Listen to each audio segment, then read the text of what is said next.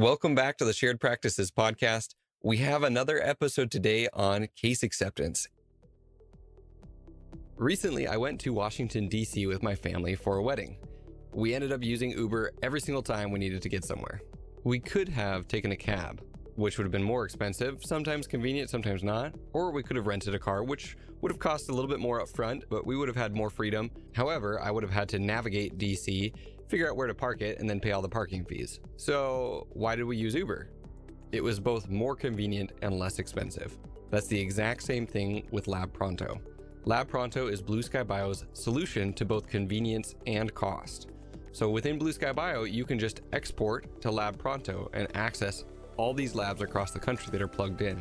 You could buy your own 3D printer, have a lot more control, and become the lab yourself, or you could send your cases to a traditional lab that's going to charge you $400 to $500 per case for the designing and fabricating of the guide and sending it back.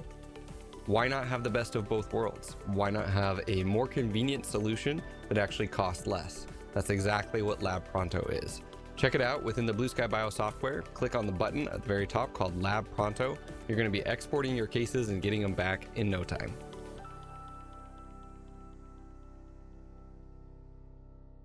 Okay, welcome to the show. We have with us Dr. Richard Evangelista. How's it going, Richard? I'm doing good. How are you? Good. When you get two Richards in a room, you can make a lot of dick jokes, but we'll avoid that. Yeah. So I heard you on a couple podcasts. I heard you on Dr. Drew Burns' podcast. He's got the Fee for Service Dentist podcast.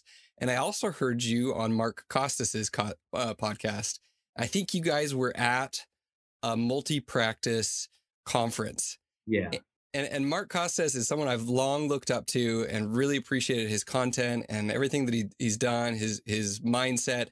And he was like floored by everything that you had done and how quickly you had done it all. So to like leave Mark Costa as like a little bit starstruck and flabbergasted at like the success that you've had was pretty amazing. So, and then in Dr. Drew Burns' episode, and I'll have links to these in the show notes for people if they want to go listen, you shared some really specific systems and scripts around asking referrals. And I could just tell that you had put a lot of time and thought into all of these systems that you're implementing. So to take a step back, you are the owner of about 40 practices right now. Is that correct? That's correct. Okay. And this has been a relatively short journey in terms of, how many years you've been in practice. It's about 5 to 6 years. Is that how long it's taken you to go from 1 to 40? I know I've been a dentist for a while. Okay. But when I had my first practice, that was like 2004. And when I started to scale, that was about 5 years ago.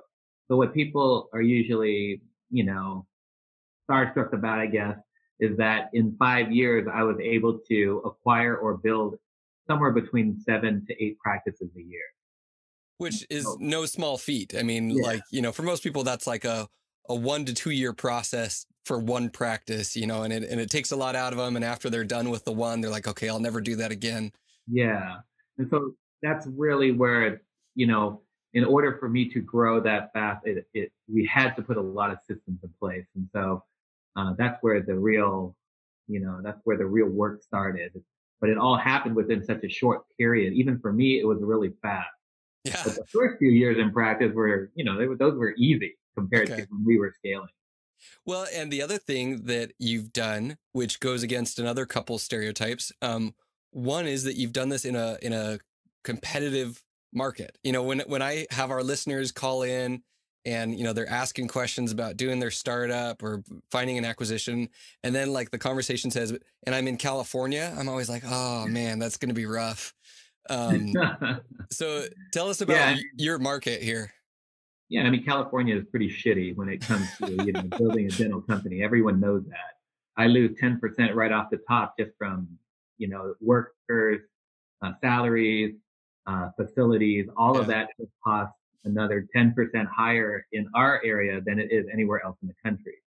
I mean, I have dental assistants that are making in the $40 an hour. Oh, I have my goodness. dentists in the $80 an hour, which is unheard of in the rest of the country. It's like almost half. Yeah. So whenever I listen to these other guys and they're saying, hey, we get this much profit, this much, you know, EBITDA out of their offices, I'm always like, yeah, I get it. But one, I don't believe it. Number two is it's impossible for us out here to get to those numbers. Right, right. So you're in the San Francisco greater area. How many of those 40 practices are in like what you'd call San Francisco proper, and how much are kind of outlying areas? Okay, so the Bay Area it's only 7 miles by 7 miles. Okay, Is the actual proper San Francisco. But the Bay Area consists of, 100 miles north and 100 miles south. sure. So people still think of like Napa or San Jose as Bay Area because even San Jose is like Silicon Valley still. Right. So all the pricing for anything in the north or in the Northern California region, all is about the same. It's not like you're going to get cheaper stuff just because you're just outside the city. Okay. But definitely in the heart of the city, you're going to have some serious rent. Yeah. So, I mean, I think I have the number one practice in the city. I only have about 1,500-ish square feet, and I pay about 15,000 rent. Okay. Wow. And just to clarify for everyone, that's per month. That's not an That's per annual month. rent. Yeah, I wish that was yearly, but that's per month. It's actually 15 something and some change.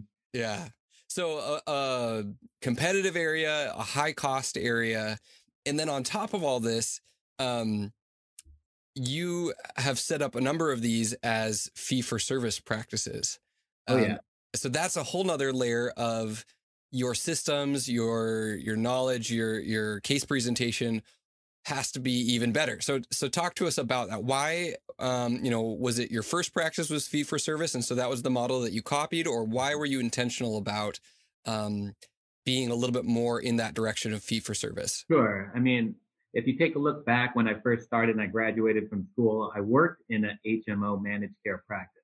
Oh, wow. And I was seeing 30 to 35 patients a day. People Yeah. didn't even believe me when I told them I was seeing 30 patients a day. They think that's impossible. But I literally was working 4 chairs, one assistant, and I had, 2 to 3 restorative patients and a cleaning all in the same hour. Wow. And so And they were I was, probably double booked of that. That was like after the cancellations, then yeah, this is yeah. what was So left over. it doesn't even matter. It was just like, hey, just get it done any way you can. Yeah.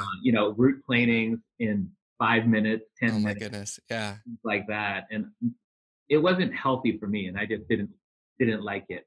So where did you go after your HMO practice that you were working at straight out of school? Okay, so when I was working in that practice, I pretty much got beat up. I felt like, I couldn't do this anymore. So I started looking for a practice to buy immediately after that. Okay. And so I finally found an associate position in which I could work in a what we call a fee for service practice. I didn't even know what fee for service was. I Mm-hmm. just knew that was where I needed to go. I was like, I cannot see this many patients. It sucks. Yeah. So, I found this practice that's in, the South Bay area towards San Jose. Okay. And I went from seeing 30, 35 patients a day to literally 5 patients a day. Wow. And from that 5 patients a day, I was making probably twice as much money. Okay. Is that as now as an owner, you've got your owner profit on top of things, but I mean, you're probably producing around the same amount, but your take home was probably around double. Yeah, no, actually, we're producing more because all of the fees were double. Okay. Fair enough. Yeah, and so I was saying to myself, man, if I would produce the same amount, if we had patients in that amount and I was producing the same amount, I probably would be an associate forever. I mean, Right. I would be making money hand over fist. Yeah. But you don't really see a herd of cattle when you're working in a fee for service practice. You're only seeing 5, 6 treatment patients a day, and then 8 to 10 hygiene patients a day. Okay. And so it's not a lot of patients. Half the time I'm just sitting on my butt. Right. So that was like a Um, light bulb moment for you of like, you know what? Life can be better. oh yeah, I was like, this is pretty easy. And honestly, that working in a managed care office, it taught me a lot of things from a speed standpoint, from a management standpoint, all the things that I would never do. Yeah. Brought that to a fee for service office. I saw all of the inabilities of a fee for service office to be efficient because they never really were tested that way. Hmm. They You never know, had to. They could always they be never had to. relaxed.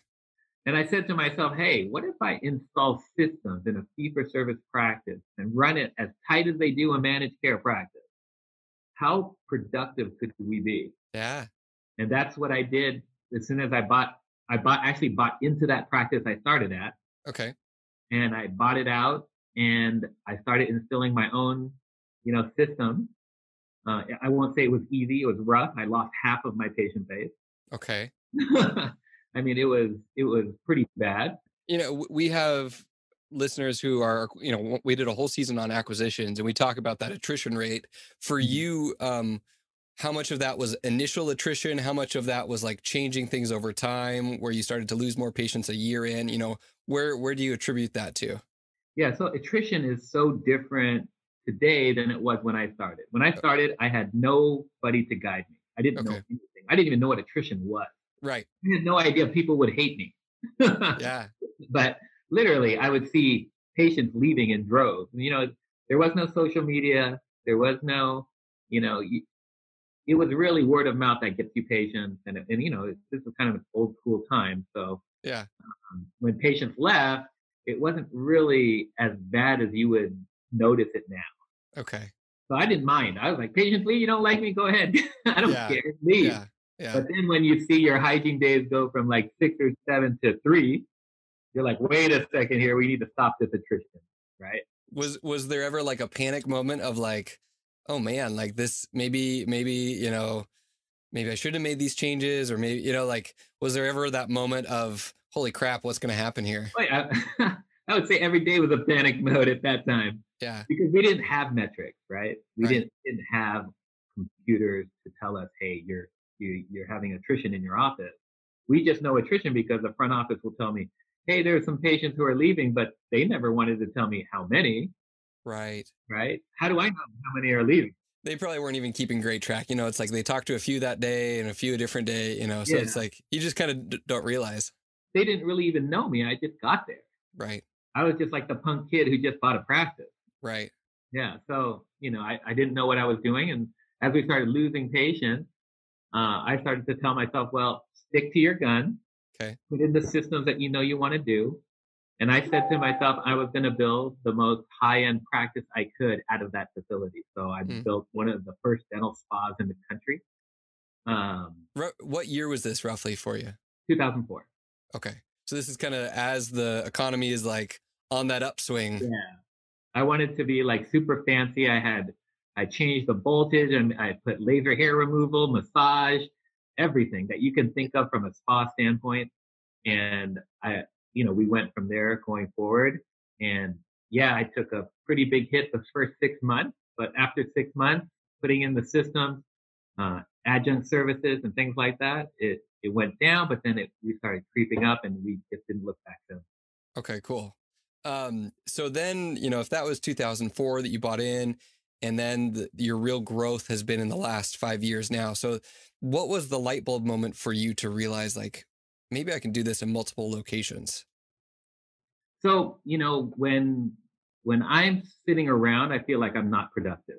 Okay. And when I was in that fee for service office, I lost half the patients. And then I was really not productive. But Yeah. yet I was still doing really great numbers. Okay. It started that implant revolution. I got right into implants. I was one of the first GPs to get into implants in the country. Okay. I started placing at a really, beginning where no GPs were even touching implants. Yeah. And we were just ending the veneer revolution. So I was doing a lot of cosmetics and I was relatively new in the business. Yeah. So we started doing well. And I was just like, I'm tired of sitting around.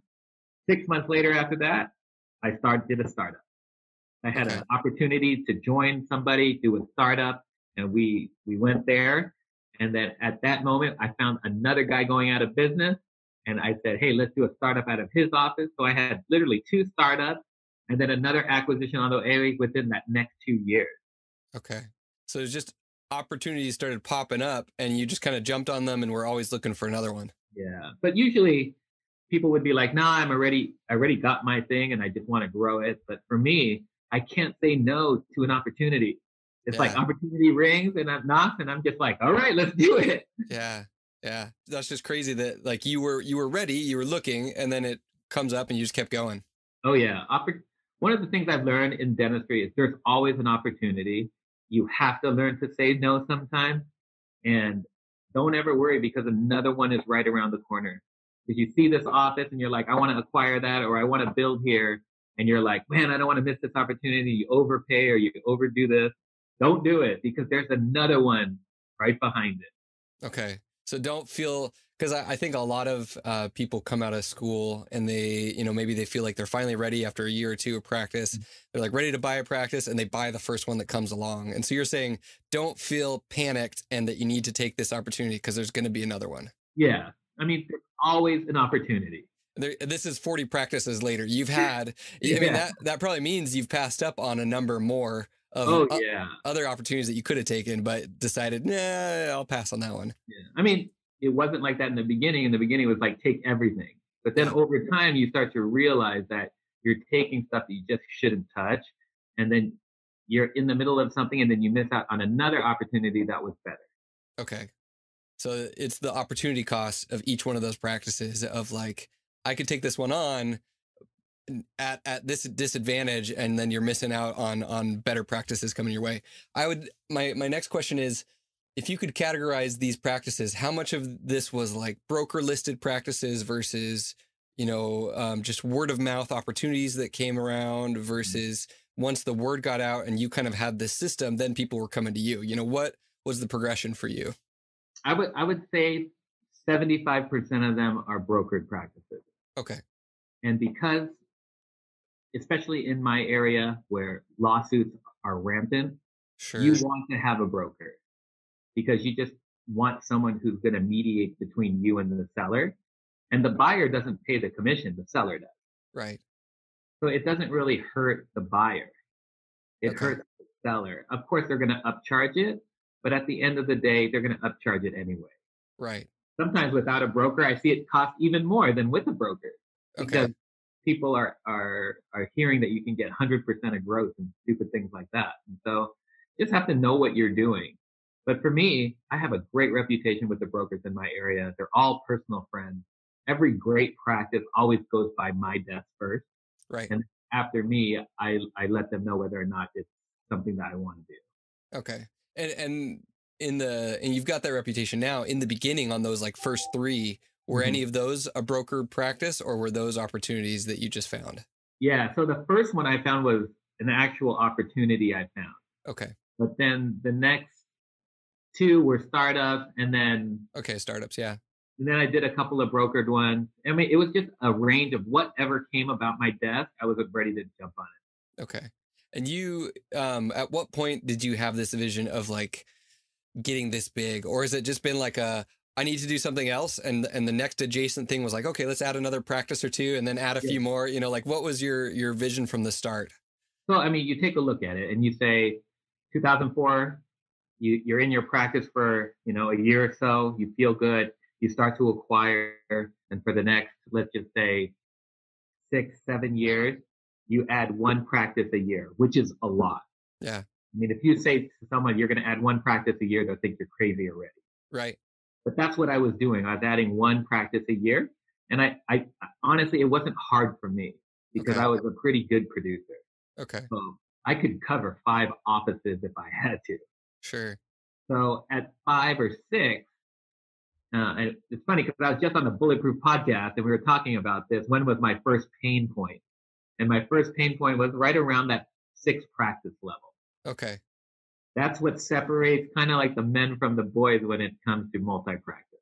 Okay. Because that's when it almost, like, when did you add that second layer of management and people in between that were managing multiple offices? When did that start to need to happen? Was that right around that 6-7 mark? Yeah, that's when you're starting to see you're going to go one way or the other. Either you're going to sell off a couple and just run a nice, profitable business where you're making a ton of money and you have 4 or 5 practices, or do you decide, okay, I'm taking it to the next level, and then the real pain begins? If you think that you're going to start to grow at 5 and still make a ton of money, no, that's not how it works. When you're at 5, you think of it as starting from square one. Okay. It's a whole different business.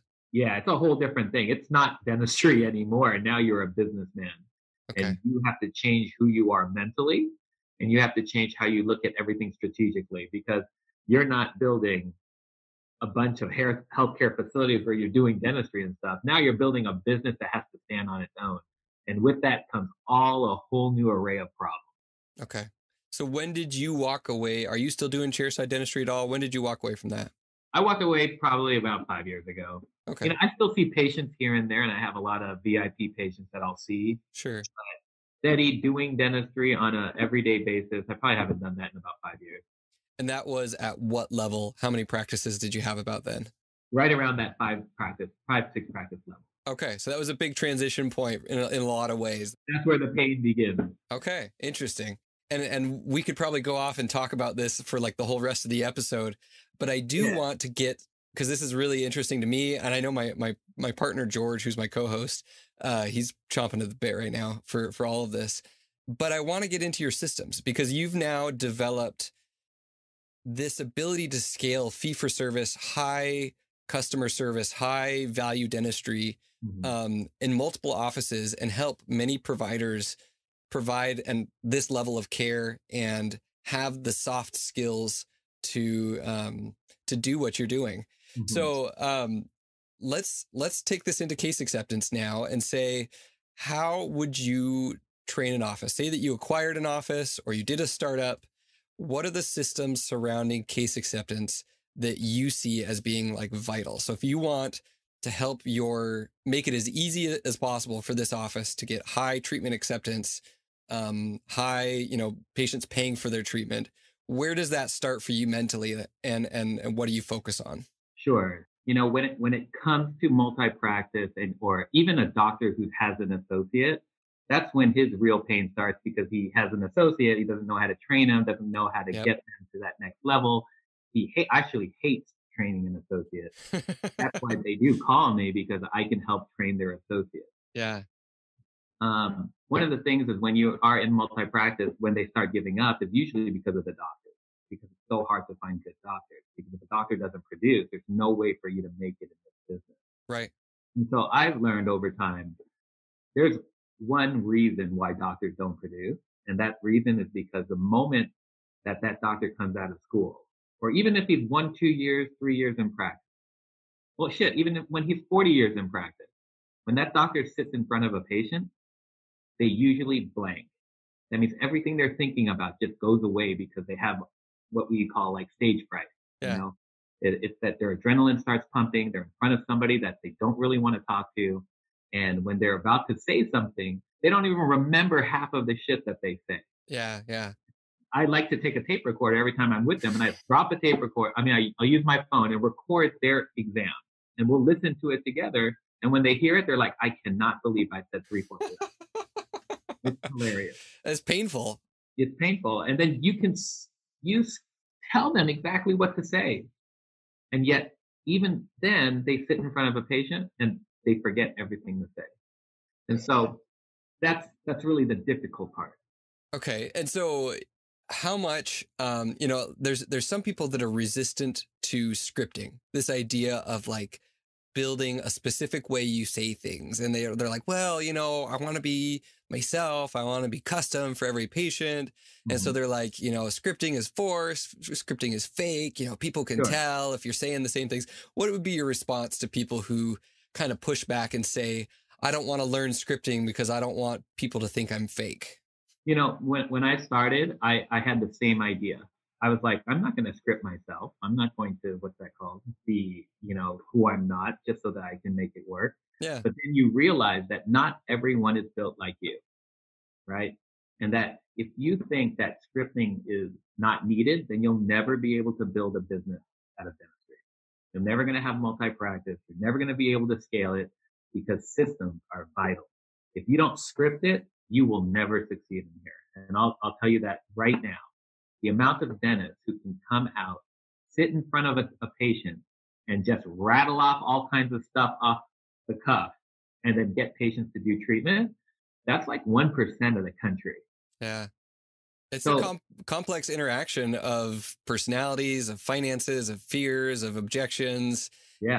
And if you don't have a system, you can get really lost in there. Yeah.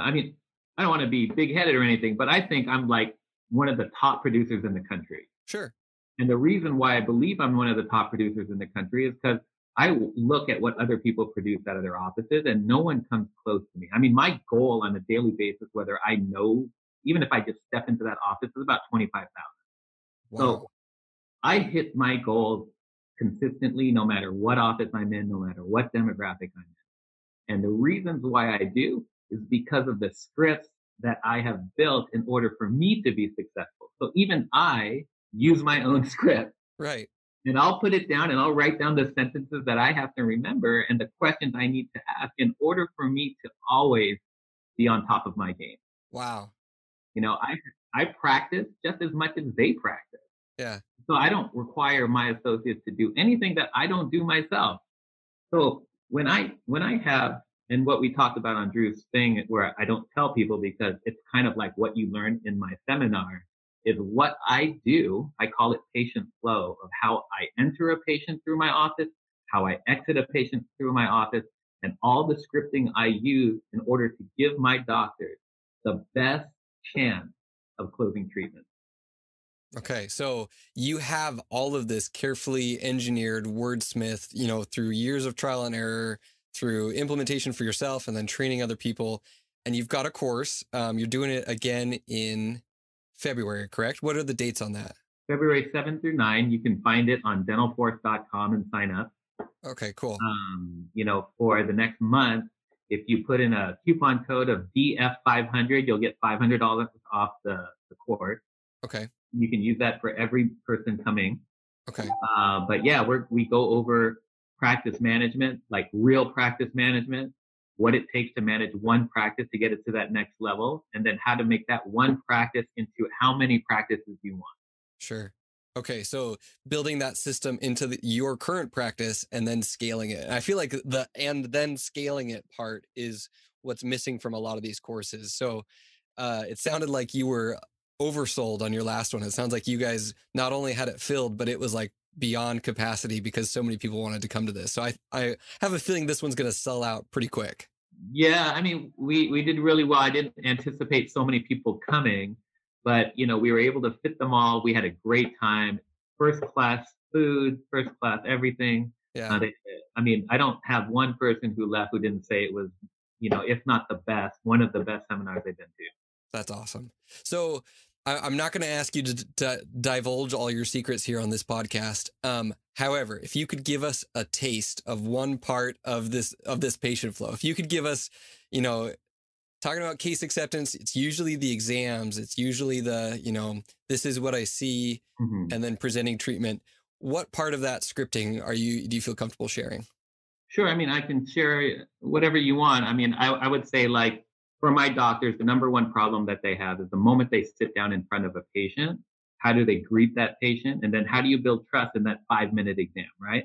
Okay. You get a patient to do $20,000 of dentistry with a not familiar face of a 25-year-old new grad dentist. Yeah. Right. And how do you get them to just say yes? Well, that confidence and all of that is not something you develop overnight. So what I try to do is try to remove all of the variables. So if I can remove all the variables except for the doctor, then I can just work on the doctor and get his mind right to get the case acceptance. So let's just say a doctor walks in, the way they shake the hand of the patient, how they look at the patient, how they make sure that they're smiling. What questions do they ask the hygienist when they walk in? What kind of open-ended questions do you start rapport with? Because these doctors today, they don't even know how to start conversation because we live in a different era. We always equate it to dating. And we always say, hey, if I dropped you in a bar, how many people can you start a conversation with? Yeah. And most of these new guys, they can't do that. Yeah. They don't even know where to start because they're used to going on social media and starting a conversation with words. Right. They text someone or swipe left or swipe right. That in-person skill is difficult to develop. So let's go back to a few things you said here. Handshake. Sounds like you believe firmly in a handshake. Yes. And why is that? The way that I tell them to do a handshake is important because I believe in human connection. Okay. And some people think it's a bunch of hooey and like it's goofy to do two-handed handshakes. I mean, if you watch the president of the United States, he does a two-handed handshake for a reason. Yeah. He doesn't do it for fun. There's always reasons that he does it. And so I always believe that there's a way to shake someone's hand where you're actually adding human connection. So those people who say, "Oh, that's just goofy," well, then I would like you to come out and compete against me, and let's just go and see who gets more case acceptance. You say two-handed handshake. So you're going in with the shake on the one hand, and then you like do the back clasp with the other hand. Exactly. Either on their hand, on their forearm, or on their shoulder. Okay. It's one of the things I've been doing since I was young in dentistry, and I know what it does for patients. It's a different human connection. And I've heard that that is like someone, I don't know where I heard this, but someone said that's equivalent to like 20 minutes of trust of like conversation, that if you have a really good, solid handshake, that builds trust. As weird as that sounds, you know, and people might feel like that's touchy feely, or that's, you know, just like, oh, I don't. Like I said, they can say whatever they want to me. Yeah. As long as they're getting better case acceptance than me. Sure. As long as they can back it up. Yeah. Yeah. But So, I'll tell you, that two-handed handshake, if you're not doing it right, can come off awkward. yeah, totally. You botch it and it's like more weird. And then it's more weird. So I have to teach them how to do that handshake. Okay. Right. So that's what the course, the two-handed handshake. Yeah. So the two-handed handshake, yeah, exactly how you open up your conversation and dialogue with your your patient, with your hygienist. How do you diagnose? Who do you diagnose to? How do you diagnose and use intraoral camera? All of those things are scripted out with the words that they need to use in order to get the absolute best case acceptance. Okay. And so I believe if you follow every detail exactly, and me, I follow it to a T. I mean, not only did I create it, I practice it every time. Yeah. If you follow it on top of having the right mindset, your case acceptance is going to go through the roof. I mean, if you watch, I feel like I diagnose pretty well, and I don't leave anything to chance.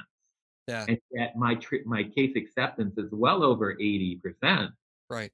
So if I'm diagnosing $100,000 on a daily and I have 80% acceptance, just imagine how much work gets on my schedule. Yeah.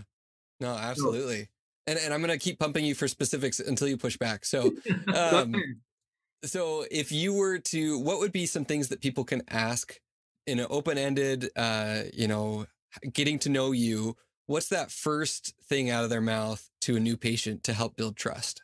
Yeah, like how would you recommend someone who's like, I'm an awkward person. How do I get people to open up? What do I say? What's the first thing I say to a patient? Yeah. So, I mean, we have a script, and I would say like one of the questions that we ask in our script is, how long have you been coming to our office? And that is because we usually have new providers in our office. And the reason why I want them to see that is because it gives them an understanding of how they're going to treat this patient, because they know, okay, who was the last dentist you saw? What kind of dentist was that person? Is this the type of person who had seen more than one dentist before they saw my dentist or me? On top of that, it just gives you an idea of what kind of patient you have. And then I go into, do you live in the area? Because I want to know if that person's local. I want to know where they work, right? I want to know if they have family here. So all of that is scripted, one sentence at a time.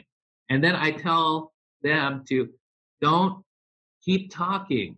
Ask a question and then shut the hell up so that you let your patient talk, because people love to talk about themselves. And so if you allow it, that's when you build rapport. And that's don't just don't keep talking, but also don't like look at the chart while they're talking. Like really sit there and actually listen and interact with people, being present, not like waiting for them to stop talking so you can start talking. Exactly. And you think it's really easy, and if I explain it to you, just saying it, you're like, well, that's common sense. But people don't do it. It's not common sense. It's not.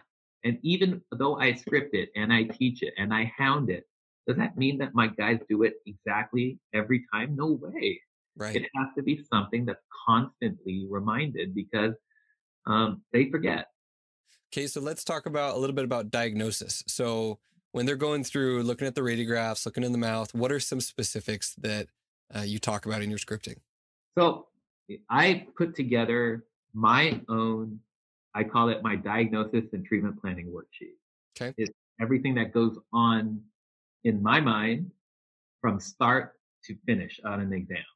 So where do I start from an occlusion standpoint to perio to restorative to uh, protection to night guard to all of this, right? Yeah. And so I tell them what sequence to use as they diagnose on a patient. So we start with, occlusion, right? So what kind of occlusion do we have? And then I say, okay, if the occlusion's bad, how do we fix it? If there's recession, then we go into perio and we start to see perio. Well, if perio is bad, it's usually because of occlusion, right? So how do we fix that? If this many people come into your office and they have perio, why is it so hard to fill a perio schedule? Mm, Right? Why doesn't every GP in the country have a periodontist in there? right. Because they're not talking about it. Because they're not talking about it, because they think that's just something that's outside the realm of what they do, but that shouldn't be. Right. I mean, if we're diagnosing comprehensively, how do you do restorative without understanding occlusion? One of the things that I see today is that, I don't know what it is because I think all the courses today are so free. I mean, everyone's giving you a free course on something Right. that when I was younger, I mean, every course I took was 10 grand. Right. And nowadays, every course is free. Right. So I don't think they value anything free. And so I don't think they really understand what it is to be great at occlusion, to be great at perio, to be great at understanding why things happen instead of looking for just the little things that I can fix. So if you had a doc who was like, okay, I want to get better at diagnosing, I want to get better at seeing what you see, prescribing the right treatment, is there any courses that you really recommend, clinical courses? I mean, I recommend as many as you can take and with as many teachers as you can, because I've studied under all of them, right? I went to Right. LVI, I took Frank Spears, I have Bill Dickerson, John Coy, I'm not John Coy, Dawson. Pinky And so Dawson, yeah. you take all these courses and you realize there's no real answer to TMJ. There's no real answer to occlusion. But you need to have all that background in order for you to understand what goes on in occlusion. Okay. And I say get as much information as you can. For me, I know I don't have I don't have all these resources for my guys, but I try to give them as much as I can of what I know. Not that I know anything, but I try to give them at least look at it, at least try to understand that everything happens for a reason. Yeah. You don't lose gum on teeth unless something's causing it. Right. And so if I can teach them to think outside of the everyday drill and fill and try to be more comprehensive, that changes the whole game when it comes to diagnosis and treatment planning.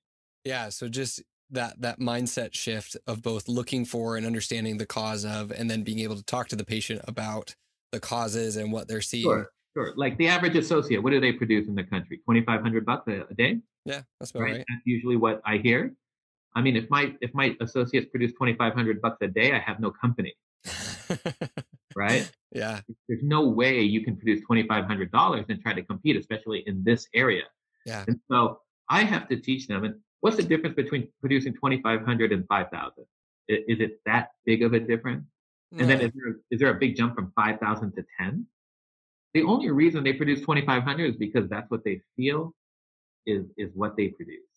And they just get used to it, and that's what they do. So I have to change their mindset. I have to say, no, 5,000 is your absolute minimum, and I want to see you in that 8 to 10 range. And so that's our goal. Do I get them there all the time? Of course not. But I'm not going to set a goal at $2,500, Right. And the only difference is not anything other than changing my doctor's mindset. So what are the mindset shifts? So it's like, what are the mindsets that people bring that are holding them back? So like you get someone who's been in another office for a long time, maybe they bounced around between some corporate chains and they're just kind of stuck. Like what are some common mindsets that are problematic and what's the shift? Yeah, I mean, the number one mindset the number one thing that stops a dentist, no matter how many years in practice, is the fear that they're going to piss a patient off. Okay. It's the truth. You You sit 5 dentists down, you have 5 different diagnoses because all 5 of them have to worry about which one's overdiagnosing, right? Yeah. Which one's gonna piss that patient off. Because if they actually looked at every little thing that they could fix, then it would be pretty similar of everyone's diagnosis, Right. you know? Right. But I think the number one fear is, how do you sit in front of someone, get that rapport, make that patient feel like they'll do anything for you, and then diagnose everything you see and then get them excited about getting it done, right? Yeah. That's the gift. That's where you say, okay, this dentist, he has a gift. And to be honest, like my gut reaction is like, oh, that sounds so hard. Like, you know what I mean? Like skill set wise, I know I'm good at certain things. I know I have a long way to go on other things, but telling patients every single time, everything you see and getting them excited about treatment and getting them to accept and move forward with treatment. If you don't know what you're doing, like that seems impossible. Yeah. I mean, that's where, you The get that training. training and things like that, and you try to get better as a dentist, blah, blah, blah. But, the truth is if you actually diagnose everything, you can get specialists in your office to do all that treatment. Yeah. If you don't feel great at perio, get a periodontist, right? You Yeah. don't feel great about oral surgery, get an oral surgeon. And Right. it's not hard to get.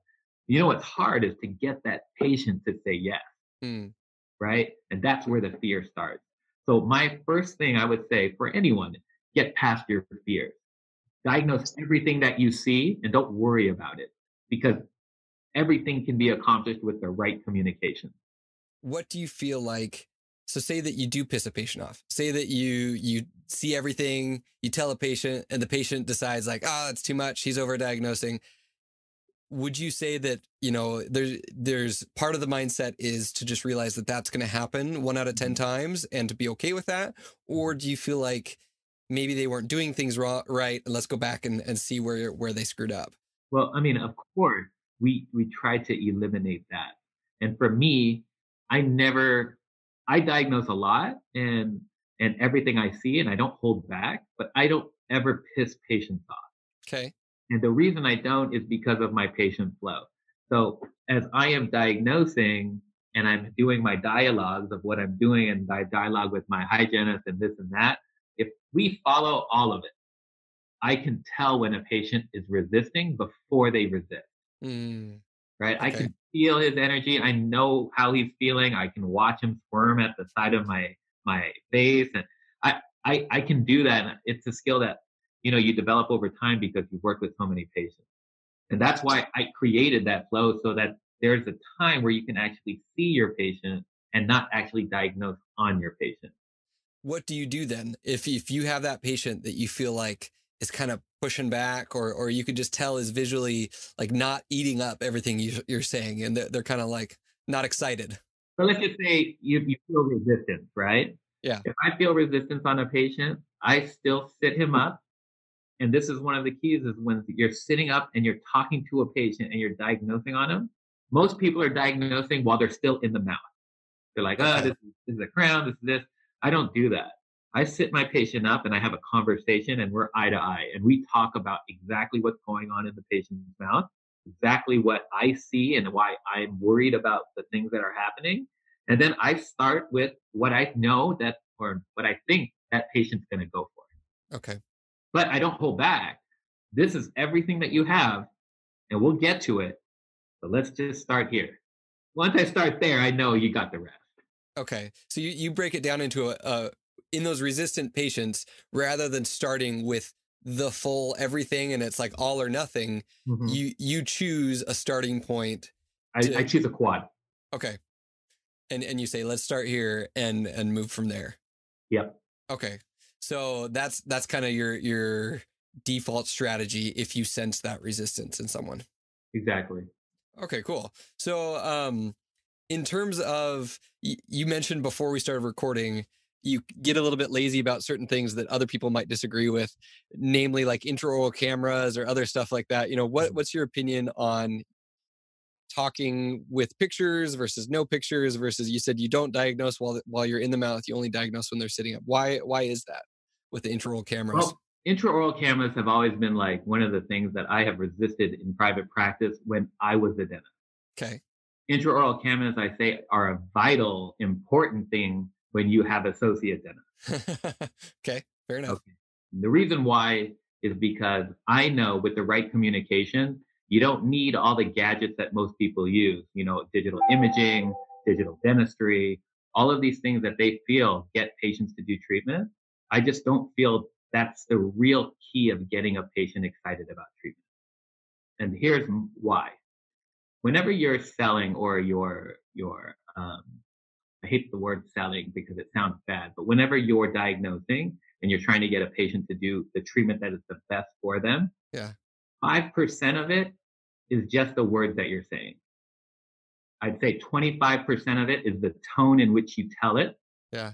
And the other 70% of actually getting them to do it is the physiology of yourself. Okay. I really believe that the energy that you bring to that room is what closes the case. It's not the words that you say. It's so interesting that you say all this because we interviewed Dr. Scott Luna from Breakaway Practice earlier in the season, and he said the same thing about intraoral cameras, and that the ability to close cases is not dependent on those pictures in the intraoral camera, but his theory was that it gives docs the confidence that they needed to be able to talk about and diagnose everything. But if you took away the camera, but you still had all the confidence and that energy and the ability to talk to patients that way, his theory, he's like, I don't know why I feel this way. And it's kind of the same thing you're saying. So it's just very interesting to me to hear two very high level, you've done this in multiple practices. You've seen many, many associates, and you guys totally agree on that, which is so weird. I would say that most people who have been able to be successful in private practice at the highest level. Yeah. Now, I don't know at what level that he did, but in some of my practices, you're talking about the most elite practices in the country. I mean, I have billionaire patients that are seeing associates. Wow. Right. Yeah. And so my associates have to be on point. Yeah. And so in order to get my associates on point, if they don't have the right conditioning of their mind, how are they going to get these guys to say, okay, this strange face is trying to tell me, who I have $1 billion, how to do, it just doesn't work that way. And so the goal is really to bring the right energy into a practice. Mm. If you bring the right energy, you just don't need all of those things. But, I don't know if everyone can do that. Like, can everyone sell a full mouth, $100,000 case with no gadgets? I don't know. Right. But I don't feel you need all the gadgets. I feel like you yourself can bring that. Awesome. No, and I think that drives everything to the point, and we can wrap this interview up here, but the idea that mindset is that truly important, and the scripting and all these other things that we do, the systems help, and the systems are essential to consistently do that same high level of acceptance and make sure it's you bring it every time. But at the end of the day, that mindset and that energy level are really what is the difference maker. Yeah. I mean, I would say not just one or the other. I say you need the scripting and you need the mindset. Okay. And when you put that together, you'll get it's almost impossible for you to get a straight no or an angry patient. Right. And then the fear is completely gone at that point. You talked about at the beginning, the fear is what holds people back. And if you have those systems in place to prevent that negative consequence of presenting a large treatment plan, then it gives you the freedom to present every single large treatment plan that comes in front of you. Exactly. And so you have to have that skill, and you have to have a system in which you can actually present a large treatment plan without them getting pissed off at you. Yeah. I mean, that's just the goal. Okay, cool. And so we try to take away those variables. Well, like I said, we will have a link to that course in the show notes. And I think I'll actually blast this out to our Facebook page now, because I don't think your episode's going to air until January.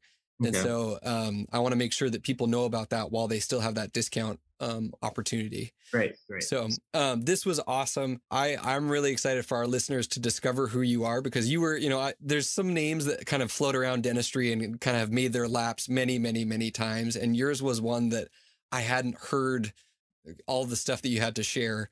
So I'm excited to figure out sometime when I can make it to this course, whether it's February or the next time you do it. Sure. You can come anytime. Cool. And I think our listeners will love it. So any last words about, advice for new grads trying to improve their case acceptance? I think we've done a great job, but anything you'd like to close with? Case acceptance, really it's just getting past your own fears. Dentists have egos. A lot of times we're going to put every excuse in the book of why we can't close on treatment. And one of the things that we see is that a dentist always blames everyone but themselves. Hmm. When you start to get past your own ego and you realize case acceptance is really all about the doctor. And when you start to look at yourself as what can I do as a clinician to be better and change it up if it's not working and see where you're lacking, that's when you're really going to get to that next level. Awesome. Love it. Thank you so much for coming on the show. This has been a great interview, and I'll have links to all of that for our guests. We'll talk to you next time. All right. Thanks, man. I appreciate it. Thank you.